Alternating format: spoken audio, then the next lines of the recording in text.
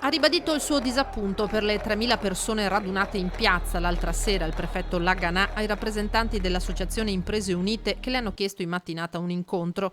Follia, ha ripetuto il prefetto, in un momento come questo, in cui l'aumento dei contagi non ammette passi falsi.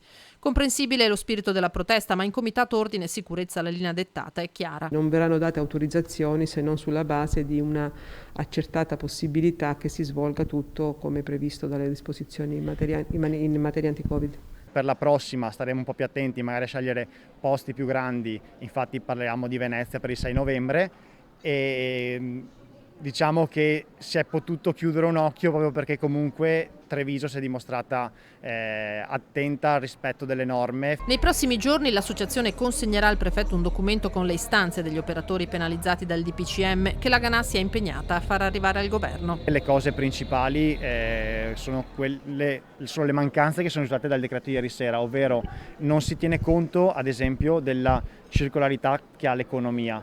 Poi un'altra cosa che abbiamo chiesto ad esempio è di modificare lo scaglione per il quale è previsto il credito d'imposta sugli affitti. Poi ovviamente andiamo a parlare di cose molto care a noi, ovvero la cassa integrazione. Dopodiché bisogna assolutamente ribloccare le cartelle di Equitalia che sono state sbloccate al 15 ottobre. Prefetto consapevole della crescente tensione sociale anche nella Marca. Sicuramente c'è una tensione, c'è un disagio crescente perché oggettivamente è un anno che comunque ha portato ingenti perdite per tanti operatori, quindi noi ci auguriamo che non aumenti. È importante che come dire, arrivino queste risposte come sembra appunto stiano arrivando dal governo, quindi si sia una prima possibilità di intravedere anche come affrontare le difficoltà. Infine il commento alla provocazione del barista di Crevada che ha tenuto aperto il locale dopo le 18. Mi auguro duri per come dire, il tempo che è stato, un segnale che si è voluto dare. È chiaro che se dovessero permanere in questa apertura